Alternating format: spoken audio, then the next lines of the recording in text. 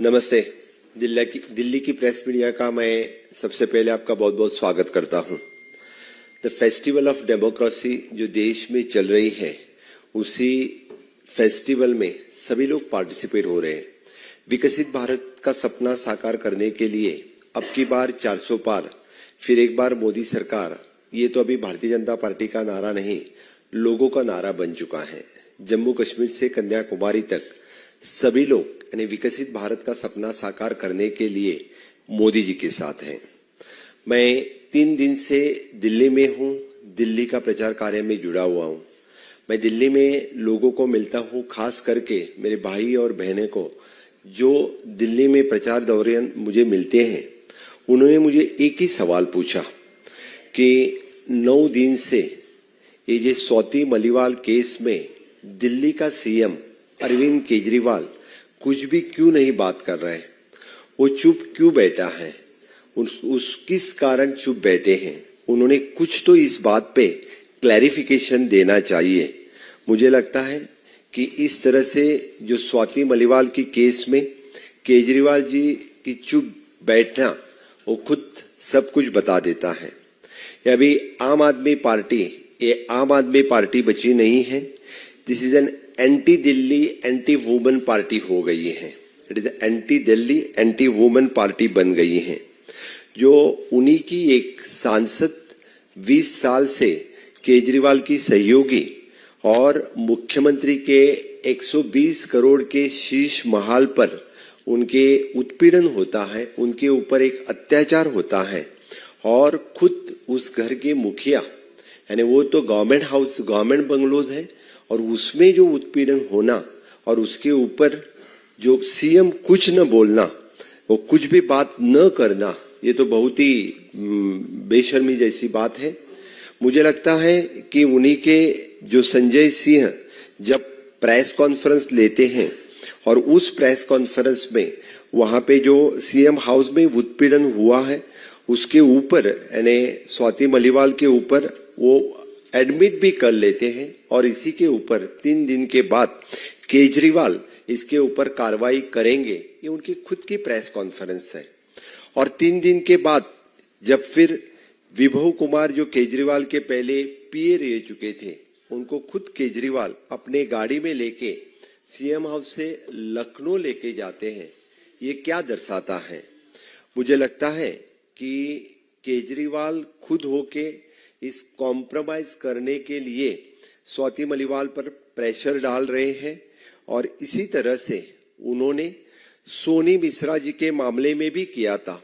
तब सोनी मिश्रा जी ने नरेला के आम आदमी के विधायक के खिलाफ उत्पीड़न की शिकायत की थी, लेकिन केजरीवाल द्वारा कॉम्प्रोमाइज करने की सलाह के बाद उसने आत्महत्या को मजबूर होना पड़ा। स्वाति मलिवाल को एक पूर्व पीए जो उत्पीड़न करता है और विभव कुमार यानी किस हैसियत से जो सीएम हाउस पे रहता है, इसका भी आंसर मुझे लगता है केजरीवाल ने देना पड़ेगा। समझो विभव कुमार का कुछ भी इसमें इन्वॉल्वमेंट नहीं है तो खुद यानी अपने मोबाइल का फॉर्मेटिंग क्यों करता है, ये उन्होंने बताना पड़ेगा। जब दिल्ली पुलिस इंक्वायरी के लिए सीएम हाउस पे जाती है तो सीएम हाउस वहां के सीसीटीवी फुटेज जब ब्लैंक फुटेज क्यों देती है, जब वह गुमराह करने की बात सीएम हाउस से हो गई है, जो पेन ड्राइव पे यानी ब्लैंक फुटेज देने वाली वहां की सीसीटीवी फुटेज यानी पूरी गायब कर देना, ये क्या दर्शाती है। मुझे लगता है कि इस तरह से सीएम हाउस में सीसीटीवी फुटेज गायब करना यानी खुद विभव कुमार को वहां पे यानी छुपा के रखना, ये सब कुछ यानी इस केस में यानी बिल्कुल उनका विभव कुमार का ही हाथ है, ये दर्शाती हैं।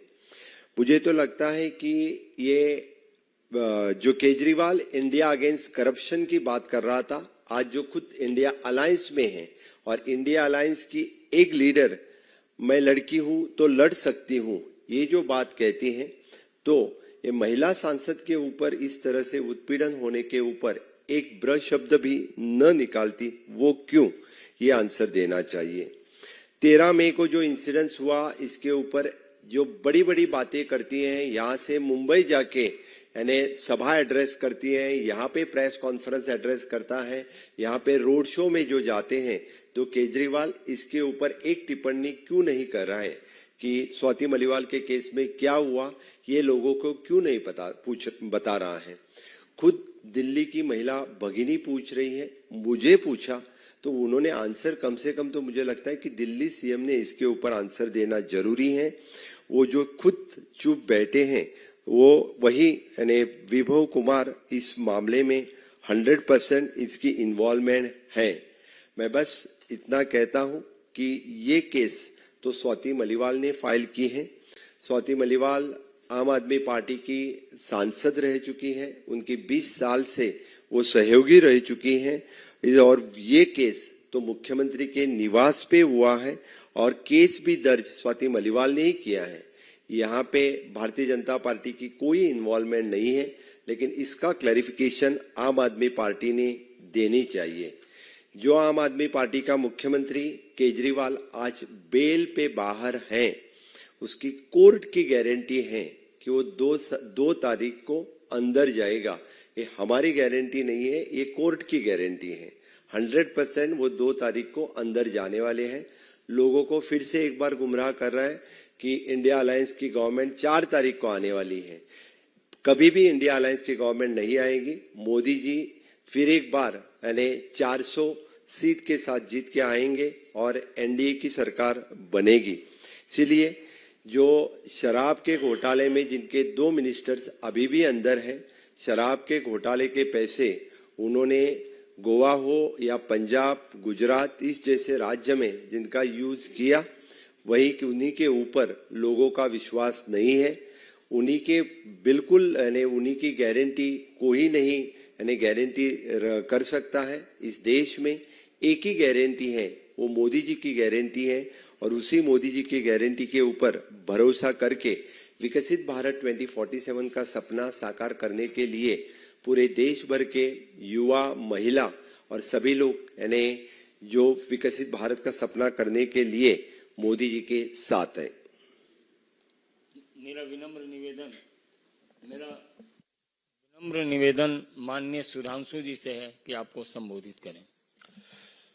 मित्रों, माननीय प्रमोद जी ने अभी आपको ये बताया कि दिल्ली से बाहर आकर यदि दिल्ली की जनता के मध्य में कोई भी व्यक्ति घूमेगा तो उसे दिल्ली की जनता की वेदना और पीड़ा दोनों का अनुभव होगा। और एक महत्वपूर्ण बात भी ये आई कि ये केजरीवाल जी वही व्यक्ति है ना जो कहते थे मैं दिल्ली के चप्पे चप्पे पे सीसीटीवी लगवा दूंगा। ये सब तो इनके दावे थे, और आज हालात ये है कि मुख्यमंत्री आवास के एक चप्पे का सीसीटीवी फुटेज अवेलेबल नहीं है। मतलब ये कथनी और करनी में किसी व्यक्ति के कितना बदलाव हो सकता है कि जो कहता था दिल्ली के चप्पे चप्पे पे सीसीटीवी लगवा दूंगा, वो मुख्यमंत्री आवास के एक चप्पे का CCTV footage uninterrupted uncut CCTV footage देने की स्थिति में नहीं है। और जैसा कि अभी बताया कि स्वाति मालीवाल जी को जो उन्होंने दुर्व्यवहार किया, तमाचा मारा गया, लात घूसे मारे गए, जिसका उल्लेख किया, परंतु यहां मैं ये बताना चाहूंगा कि अभी न्यायालय ने, उच्च न्यायालय ने जो अपना ऑब्जर्वेशन दिया है मनीष सिसोदिया जी की बेल के संदर्भ में, वो केजरीवाल जी जो बाहर आकर मैं कहूंगा न्यायालय के आदेश की खुलेआम अवमानना कर रहे थे, क्योंकि उनकी शर्तों में था कि वो अपनी केस के बारे में कोई टिप्पणी नहीं करेंगे। उन्होंने बाहर आके कहा था कि उनके ऊपर का केस फर्जी है। मुझे लगता है दिल्ली उच्च न्यायालय ने जो कुछ कहा है मनीष सिसोदिया के केस में, वो केजरीवाल जी के इस दावे पर तमाचे से कम नहीं है। मैं बहुत स्पष्ट कहना चाहता हूं कि दिल्ली हाई कोर्ट ने मनीष सिसोदिया के बेल के संदर्भ में जो कहा है उसको मैं सिर्फ कोट कर रहा हूं, जो पब्लिक डोमेन में मीडिया में अवेलेबल है ऑब्जर्वेशन। उन्होंने कहा this is a grave misuse of power and breach of trust. ये सत्ता के गंभीर दुरुपयोग और विश्वास को क्षरण करने के समकक्ष है। आगे उन्होंने कहा है दूसरे ऑब्जर्वेशन में, the policy formulation and deviated from the expert committee report constituted by him. यानी नीति का निर्धारण उनके स्वयं के द्वारा गठित विशेषज्ञ समिति से को दरकिनार करके किया गया। अब केजरीवाल जी बताइए, ये तो प्रोसीजर्स के बारे में कोर्ट की टिप्पणी हो रही है। और आगे उन्होंने कहा कि कंप्रोमाइज तो किया गया, फिर उसमें लिखा था court said that the integrity of the decision making process was compromised, यानी निर्णय लेने की प्रक्रिया की प्रामाणिकता पूरी तरीके से संदिग्ध हो गई। तो केजरीवाल महोदय, आप स्वयं निर्णय लेने की प्रक्रिया के हिस्से थे। दिल्ली को दारू के दरिया में डुबोने के लिए आपने जो प्रक्रिया एडॉप्ट की थी वो कंप्रोमाइज हुई, वो साफ कहा। तो मुझे लगता है जब आप अपने केस के बारे में इस तरह की बात बोलते हैं, इसीलिए हमने कहा कि वो आपके चेहरे पर किसी तमाचे से कम नहीं है। इसके बाद और भी महत्वपूर्ण बात कही है, कोर्ट ने ऑब्जर्व किया है सिसोदिया जी के बारे में। He has failed to produce 2 phones used by him and claim that they were damaged. The court said that the possibility of tampering of evidence can not be ruled out. यानी वो 2 ऐसे phone जो वो प्रयोग कर रहे थे, produce करने में सफल नहीं हुए। उन्होंने कहा कि वो डैमेज हो गए हैं और इसलिए साक्ष्यों के साथ छेड़छाड़ और उन्हें प्रभावित करने की संभावना पूरी तरीके से बनी हुई है, इसलिए बेल नहीं दी जा सकती है। ये मुझे लगता है केजरीवाल जी की स्वघोषित छवि जो भी वो बनाने का प्रयास कर रहे हैं, उस पे इससे बड़ा डैमेज नहीं हो सकता। यदि कोर्ट बहुत स्पष्ट रूप से कहे और आपके साथी कहें कि वो 2 फोन खो गए और वो डैमेज हो गए, तो मुझे लगता है ये तीसरा उनके ऊपर बहुत बड़ा ऑब्जर्वेशन है। और सबसे महत्वपूर्ण बात, कोर्ट ने कहा है in respect of PMLA case, prevention of money laundering case, court said that the prosecution was able to make out a prima facie case of money laundering. अर्थात प्रथम दृष्टया मनी लॉन्ड्रिंग का केस बनता हुआ दिखता है। यह साक्ष्य प्रोसिक्यूशन ने जो प्रस्तुत किए हैं उससे प्रतीत होता है कि प्रथम दृष्टया the prima facie case of money laundering prosecution was able to make out. मुझे लगता है कि अब उच्च न्यायालय के इस ऑब्जर्वेशन के बाद किसी प्रकार का कोई किंतु परंतु संशय किसी के मन में नहीं रह जाता है, मगर एक संशय हम सबके मन में सदैव रह रहा है कि कानूनी दृष्टि से तो बिल्कुल साबित होता चला जा रहा है कि आम आदमी पार्टी ने, कि सरकार ने इस लिकर स्कैम में क्या किया था। यानी legally it is been consistently, categorically, irrefutably is gradually established, but morally we are perplexed। Manish Sisodia को लेकर कोई ना आंदोलन हो रहा है, न बयान दिया जा रहा है, न कोई कार्यक्रम हो रहा है। सारा आंदोलन कार्यक्रम विभव कुमार के लिए हो रहा है।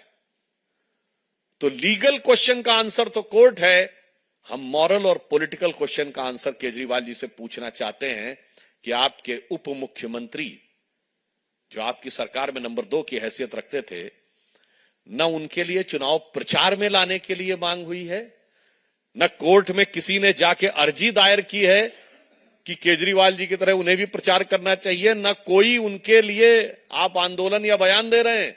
सारे बयान आंदोलन केवल विभव कुमार के लिए जो टेक्निकली कुछ भी नहीं है, या यूं कहूं सब कुछ वही है।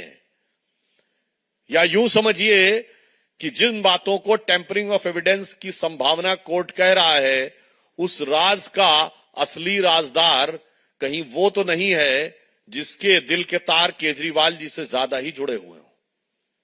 इसलिए महिला सम्मान को ध्वस्त करने से लेकर सरकार की प्रशासनिक प्रक्रिया को ध्वस्त करने तक जो कार्य आम आदमी पार्टी की सरकार ने किया है, वह दिल्ली की जनता के सामने अब शीशे की तरह स्पष्ट है। और इसे मैं कह सकता हूं, यह ज्यादा दुखद और कष्टकारक इसलिए है कि यह उस पार्टी के द्वारा किया गया है जिसने कितनी नाटक नौटंकी की थी। हम तो पारदर्शी रखेंगे, हम तो एक एक डोनेशन को रियल टाइम में शो करेंगे, वैसे वो शो करनी बंद कर दी। उसने कहा था दारू का ठेका तब खुलेगा जब उस जगह की 80% महिलाएं हां कर देंगी, कहीं पे कुछ लिया ही नहीं।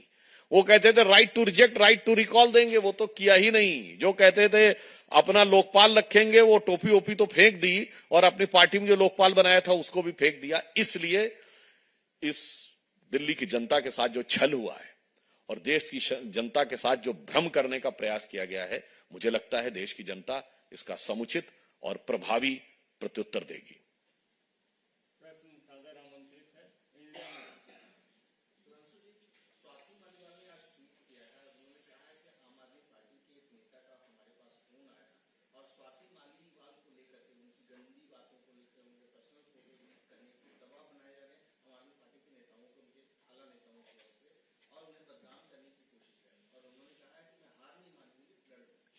देखिए, यदि ये उनका बयान है, स्वाति मालीवाल जो आम आदमी पार्टी की सांसद है, मैं अंडरलाइन करके बोल रहा हूं, स्वाति मालीवाल जो उनकी सरकार में महिला आयोग की अध्यक्ष रही 2 बार, स्वाति मालीवाल जो उनके कबीर एनजीओ के जमाने से उनकी सहयोगी रही, यदि उनके साथ इस प्रकार का बर्ताव किया जा सकता है तो अधिकारियों ने जो आरोप लगाए थे उसमें कितना सत्य होगा ये स्वयं समझा जा सकता है।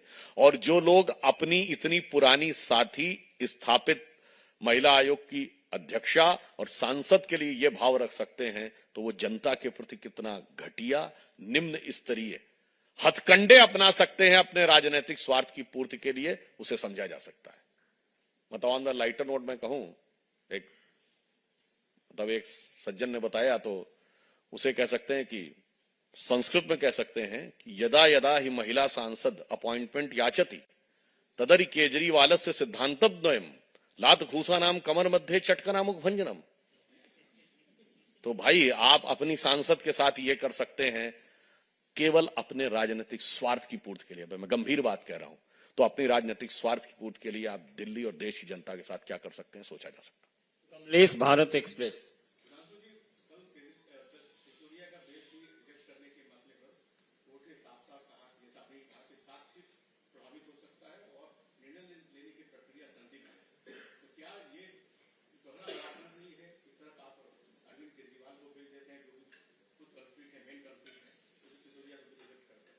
देखिए, जो हाई कोर्ट ने कहा है उससे केजरीवाल जो अपने स्वघोषित दोहरे मानदंड बनाने का प्रयास कर रहे हैं, वो दंड पूरी तरीके से ध्वस्त हो गया उनका मानदंड।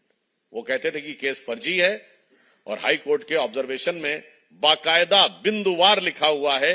अब उनसे बता दीजिए कि अगर वो केस फर्जी है तो इतने सारे लैपटॉप और मोबाइल ये क्यों नष्ट करने पड़े। और देखिए, आपको एक मजेदार बात बताऊं, इनका चरित्र कितना फर्जी है। याद करिए, इन्होंने कहा था कि पंजाब के मुख्यमंत्री से बात हो रही थी, अचानक कॉल ड्रॉप हो गई, ठीक, और फिर मिलाया तो उन्होंने कहा उसके तो फोन में बैलेंस खत्म हो गया था। यही बोला था ना। ये बताइए, माननीय मुख्यमंत्री एक प्रांत के हमारे साथ बैठे हैं, मुख्यमंत्री का फोन प्रीपेड वाला होता है जिसका बैलेंस खत्म हो जाए। सोचिए कितना फर्जिफिकेशन ये लोग फैलाते हैं। अच्छा सुनिए, और मजेदार बात, इस शराब घोटाले में जो फोन नष्ट किए गए वो आईफोन है, जो सबसे कॉस्टली फोन होते हैं। 60,000 70,000 से कम का कोई फोन नहीं आता है। 1 लाख और 1.25 लाख के फोन होते हैं। जरा लाख रुपए का फोन यूज करने वाला एक व्यक्ति दिखाइए जो प्रीपेड फोन पे बात करता हो। मतलब नष्ट तो हुए आईफोन और बात कर रहे थे प्रीपेड फोन से, तो साफ समझा जा सकता है कि ये अंदर से कुछ और बाहर से कुछ और नजर आते हैं। बाखुदा आगे की चीज आप अपने आप समझ पाते हैं।